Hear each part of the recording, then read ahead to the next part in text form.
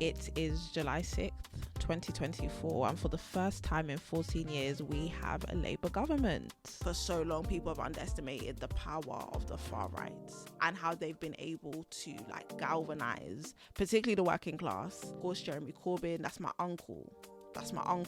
Don't ever chat bad about Jeremy Corbyn. Good morrow, saints. And welcome back to It's That Deep, the podcast. We are on episode 27.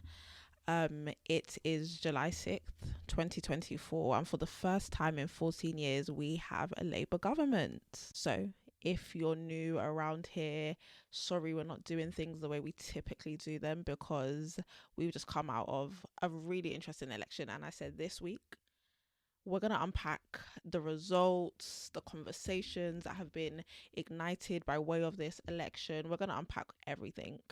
But I guess I should recap and refresh your memory on who we are. This is It's That Deep, the podcast. I'm your host. My name is Hiatus, and this is a podcast where everything is that deep. We talk about politics, we talk about pop culture, we talk about music, we talk about fashion trends, we talk about television, we talk about society. And a story is never just a story. Everything has the ability and the capacity to reveal just a bit about who we are as people and where we stand right now as a society. And so, do you know what? I'm not going to lie, that intro banged. That intro, big up me. That intro flowed very, very seamlessly. But let's get straight into today's episode because what a week it has been. So where the heck do we begin? Because much has gone on, much has transpired. If you've been living under a rock and for some reason you don't know that July 4th was election day, it was. And we have a new prime minister and a new government in power. That was actually the day after my birthday. Whoop. I had a really great birthday. Thanks for asking. You didn't have to ask. How kind of you. But yeah, I did have a really good birthday. And then I woke up on the 4th and I was like, oh, I actually have to vote. And I kind of knew who I was voting for, but I still wasn't 100% certain until I got there and it was like, if you go home without voting, you will be a hypocrite. So I voted green for the first time. Well, I say first time ever. I've only ever voted twice because I've only ever been of voting age since 2019. And in the last election, I was at uni in Colchester, which was a Tory stronghold.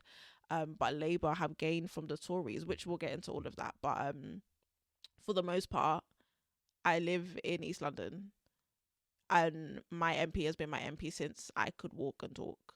And it's a Labour stronghold. And so I didn't vote Labour. That was very much a principle thing because I'm not seeing it for my MP anymore and I'm not seeing it for the Labour Party. And I knew that my vote would be a waste because I knew it wouldn't change the outcome in my constituency, but I had to vote based off of principle.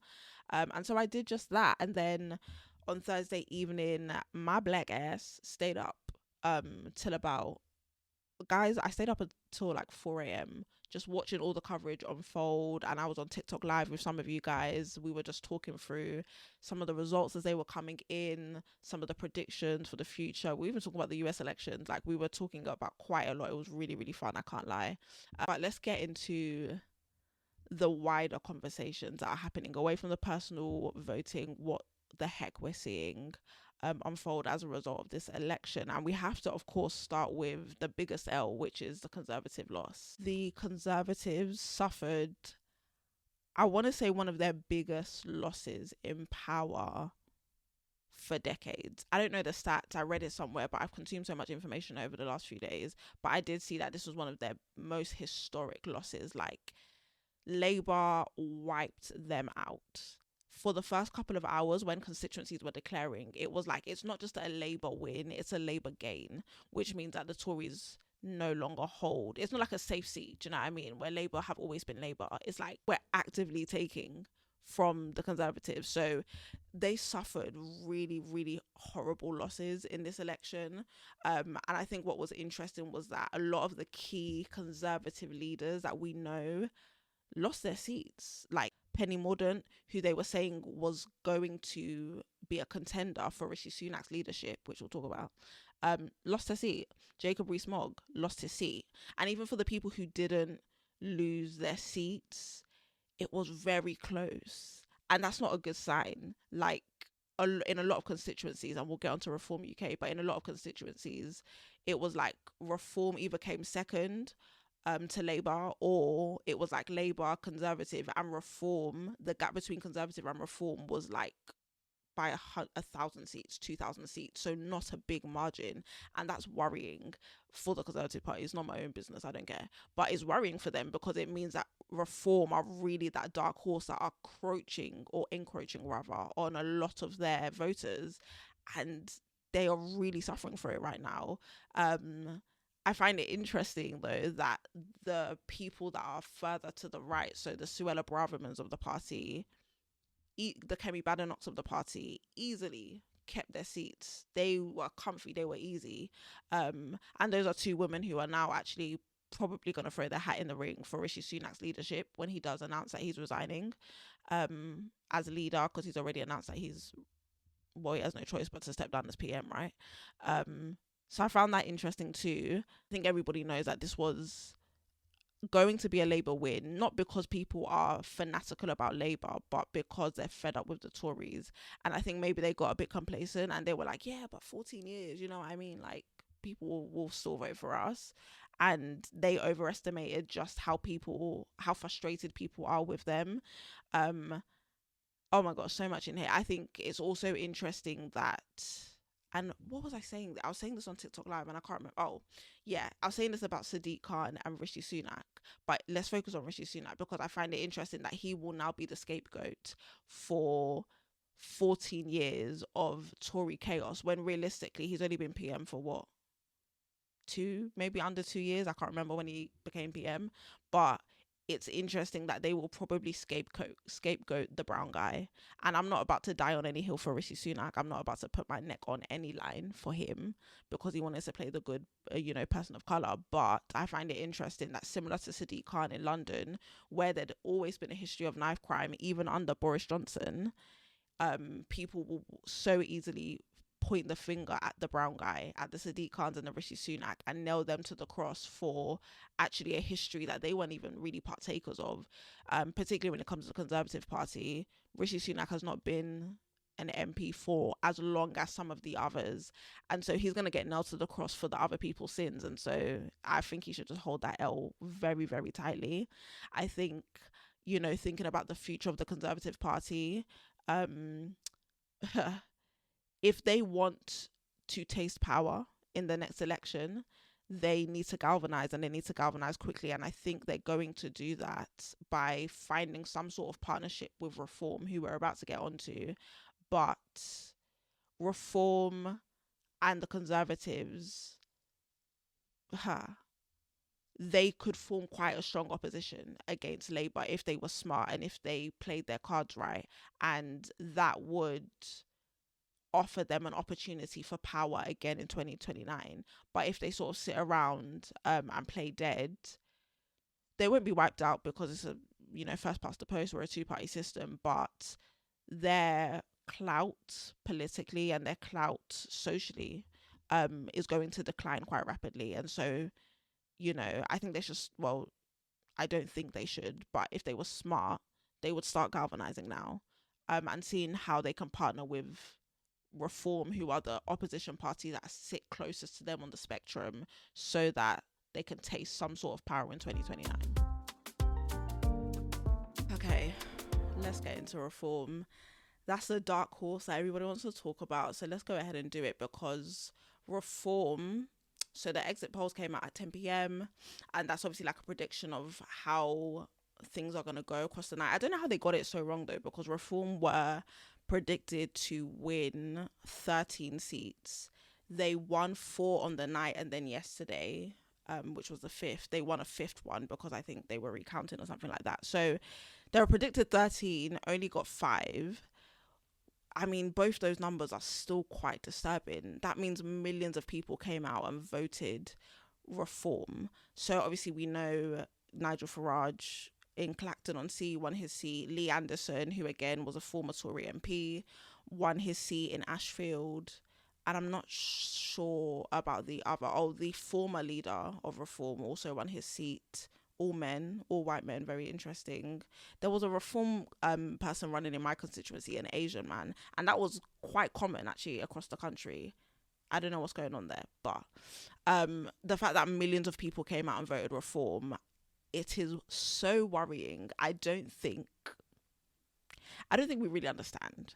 This is indicative of a trend that is happening right now across Europe anyway, where the far right are, like, I tweeted and I said they're spreading across Europe like a fart, because they are. What do you mean? France, they're there. Germany, they're there. I think I saw something about Portugal, and now in the UK, like, the far right were always looked at as like jokers. We're not going to take them seriously. Okay, they led the charge on Brexit, fantastic, but also that was made legitimate by the support of conservative MPs also. But they've always been looked at as like the outsider, the very, like, we don't take these people seriously, but people are taking them in to the point that millions of people can go to the polls and put an X in that box. Like, I'm likening it to the rise of Donald Trump in the US, where, like, people are so anti-establishment, and so whoever presents himself as anti-establishment gets the votes, which is so funny because Nigel Farage is anything but. He's been trying to be an MP 7 times. This is his 8th time and he's successful. He was an MEP. Like, he is very much part of the infrastructure of politics. He's not anti-establishment, but there we go. And so Reform have done significantly better than the Conservative Party, and like I said, they could hurt Labour in 4 years' time. They really could hurt Labour. And Labour, this was one of my points for Labour, but I may as well say it now, like, Labour should not underestimate just how much people are taking Reform in. They should not underestimate the power that Nigel Farage has. They should not underestimate the sentiment that pushed a lot of people to the polls to vote for Reform. And I will say this under the Labour section, but Keir Starmer needs to not be a sleeping lion when it comes to Reform, because he will also lose very big in 2029. I think another thing that could hurt Keir Starmer when it comes to Reform, and I'm thinking globally now, is Nigel Farage's relationship with Donald Trump. And the reason I say that is because anyone with 2 brain cells can see that Joe Biden has vacated his body. Something's not right there. And all roads point to Donald Trump being the US president. Now we know that Nigel Farage and Donald Trump have an existing relationship. Keir Starmer doesn't give somebody that Donald Trump will be massively endeared to. And so when Donald Trump becomes president of the US, of course he's going to have to be an ally, right, to Keir Starmer, because they're both leaders of the nation. But Donald Trump very much goes off script. He's boys with Nigel Farage. That friendship could really hurt Keir Starmer in the way of, like, you're going to your boy who's not leader of the nation. It's going to undermine his power. It's going to undermine the perception of his power, and it's going to undermine his ability to really build with the US. And it almost sort of lines Farage up as, like, a stronger voice, a more legitimate power. And so that is something Keir Starmer should really be worried about. I've spoken endlessly about this, like, celebrity to politician pipeline, and funnily enough, Donald Trump and Nigel Farage both sit in that camp where, like, Trump was a celebrity turned politician, Farage was a politician turned celebrity, and so they both know how to play that media game. I think, you know, the media have a lot to answer when it comes to Nigel Farage. I've been a staunch, I've been using the word staunch so much recently, wow, look at me, but I've been like a staunch anti-politician celebrity pipeline. Like, I don't believe that Nigel Farage should have even been in the bloody jungle. I don't think he should have been doing press on This Morning and running around and doing press junket. I don't think we should have given him airtime as a human, but furthermore as an MP, right, or as somebody running to be an MP. When he launches candidacy, or his campaign, I can't speak today, when he launches campaign, you know, this is Reform are a relatively new party. They launched a campaign late, and yet they were given the same level of airtime, same level of commitment from the media. He was given sit-down conversations. He was given, you know, access to debates. He was really given a lot of airtime in the media. And I know because he's a jovial character, you know, it's interesting, it gets the views up. but I think the media have a lot to be held to account for when it comes to platforming somebody who is who represents a minute party and also represents quite dangerous views. Lee Anderson, when he took to the stage after he became a Reform MP, he ended his speech by saying, "I want my country back." Where did your country go, sir? Where did your country go? It didn't go anywhere. And it's that sort of rhetoric that is really dangerous and continues to divide people in this nation. And so the media have a lot to, be accountable for when it comes to platforming him and his very dangerous MPs. And so we'll see how he performs as an MP. I won't be watching because I don't give a heck. I don't think he's cut out for service. I think he likes the limelight. I think he likes fame. And when it comes to the nitty gritty of like, I have to serve the people of Clacton and Sea, I think he's going to delegate, and they're not going to see him. So hold tight, Reform. Keir Starmer has a real opportunity to nip their nonsense in the bud. Do I think he'll take it? I'm not too sure. But let's talk about Labour anyway, because they're next up. Good old Labour. What will we do with ya? Keir Starmer's our Prime Minister, which is quite weird to say. I'm glad I took a few days. So this was a very dumb idea anyways, but I was going to record the podcast immediately after I got off TikTok live at 4 a.m. Very stupid idea, wouldn't recommend. But I'm glad I gave it a couple of days to wait, because seeing some of the things that have been happening post-election has given me a smidge, just a tiny smidge of hope in this government. Will it last long? We shall see. Not too sure. But before we get onto the future, let's talk about the election itself and the outcomes, because there were a few seats that when I was up at 3-4 a.m, it was those seats I was checking for. I didn't really care about a few of them, but there were a few that I was like, we need to see what going on. So of course, you know what it is, Keir Starmer plays dirty. He plays dirty. And in the words of Nene Leakes, you never can win when you play dirty. You never can win when you play dirty, cheer. And he played very dirty throughout this campaign. And you would think he would do that with his ops, but actually it was internally. And so the few seats that I was checking for, of course, Jeremy Corbyn, that's my uncle. Don't ever chat bad about Jeremy Corbyn, right? Faisal Shaheen in Chingford and Woodford, Clacton-on-Sea, Javan, the young black MP that I was speaking about last week. I think everybody knew Nigel Farage was going to win that seat, but I was still interested. And a couple more dotted around the country.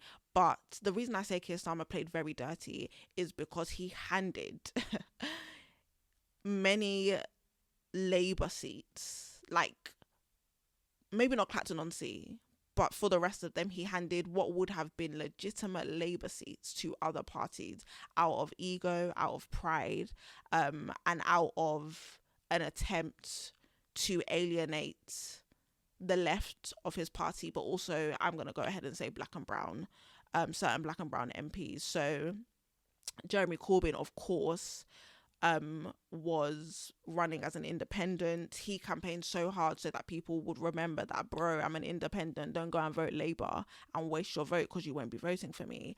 And he's Jezza, of course. So he won 24,000 votes in Islington North. I don't know what the Labour person won, but I don't care. But he won, that's his constituency, by the way. He's now the father of the house. He's the longest serving male MP sitting in Parliament. So he won massively in that constituency. He was forced to run as an independent because he was kicked out of the party. So Keir Starmer just handed a seat that would have easily been Labour, handed it to an independent out of pride. Faisal Shaheen, I think, is the one that hurts me the most, because I spoke about her maybe last week, maybe a few episodes. You can go check that out. But she was a Labour candidate initially, and she was expelled from the party for some very vague anti-Semitic comments that weren't really anti-Semitic. And so because she was expelled from the party, she ran as an independent. So she ran as an independent. They put up a Labour candidate and there was a Conservative candidate, Ian Duncan Smith, one of the OGs of the Conservative Party. All three of them were running in Chingford and Woodford. Now, because she had to run as an independent and Labour also put up an MP, of course, or put up a candidate, of course, it split the vote.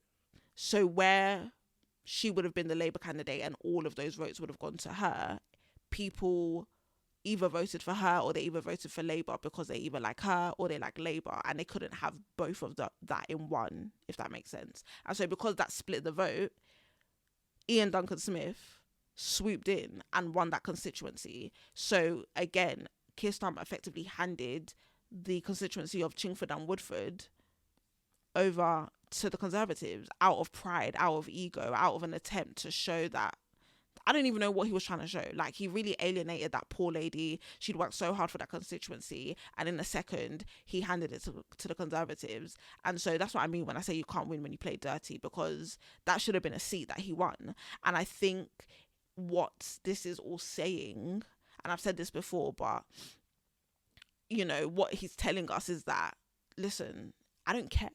He's telling us he doesn't care because he's got a majority anyway. So it's like, those are just extra seats that would have just boosted my majority. I don't really care about them. For him, it's not that deep because he won a majority anyway. And he's able to say like, oh, I won a significant majority without those seats. So they clearly weren't that important, but it's not really about that. It's about the integrity of how those seats were lost. They weren't lost through the natural processes of democracy. They were lost through your attempts to play politics and to divide your party internally because of your ego and because of your pride. Same thing with Clacton-on-Sea. I said it last week. You know, they were calling that boy and saying like, move to the West Midlands because you're taking the attention of Keir Starmer. Internal, you know, factional debates that have nothing to do with the processes of democracy. Let people vote for who they want to vote for. And so, you know, he played dirty, but he won. He is our new Prime Minister. I guess the reason I have a smidge of hope is because I've been looking at the cabinet appointments. This is the most female heavy cabinet there has ever been. I may be wrong on that. I can fact check that, but there's like 5 or 6 different female MPs that have been appointed to one position or another. Angela Rayner. There's a lady who's education secretary. Culture, media and sports is also a woman. There is Shabana Mahmood, an Asian woman. I don't know what position she holds, but she's in the cabinet. There's quite a few women in the cabinet. This is also the least diverse cabinet I think I've ever seen. There's only 2 people of colour in the cabinet. So for all his talk about like, oh, we're offering an alternative to the Tories, is he really doing it? I don't know. David Lammy, who, listen, I don't have anything nice to say, so I won't say anything. But David Lammy and Shabana Mahmood are the only 2 people of colour in his cabinet. So, I mean, do with that what you will. You know, I've said my own.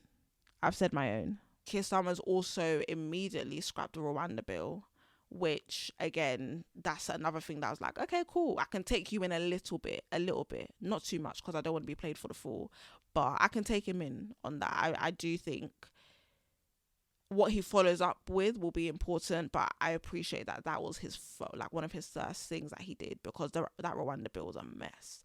It was a hot mess, and he reversed it like that. So I have to give him props for that. I think, you know, I'll echo what I said before. Last week I was talking about how like these are the things, if I was Keir Starmer's political advisor, this is what I do. And this is what he should focus on, right? For his first few months in power. I think I'm going to add to that and say that he needs to stamp out the far right. Just to reiterate my points earlier, because I don't think people really understand the power of the far right and just how, if they are given time, they will absolutely harness the anti-immigrant sentiment in this nation and they will use it to their benefit. They're not going anywhere. Reform UK and Nigel Farage are not going anywhere. They're only going to get more powerful. They're only going to continue stirring up anti-immigrant sentiment. People are only going to continue taking them in more. And so you know, they need to be considered as not only a real threat but a real opponent. I liken them to the devil. You know, the devil is very patient. He will wait, and when he has the opportune time, he will pounce. And it's sort of like the far right. Like, they will wait. They will be patient. How many times has Nigel Farage tried to enter power? 8 times, my guy.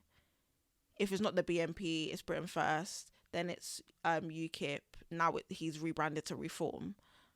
Like, he will wait until he gets his day in power and then watch what he does. And I do think, you know, not only because they're just not good people, but they're now legitimate. Like, they've been legitimized, right, in the Houses of Parliament. And so Keir Starmer really needs to not underestimate that and really do everything he can to deal with that. I think for so long he's focused on people's frustrations with the Conservatives in this country. 14 years of Tory chaos, that was the premise of his entire campaign. And as valid as that was, he's missed that there's an entire sector of society who is, for them, it's more than just 14 years of Tory chaos. It's also like, we hate immigrants.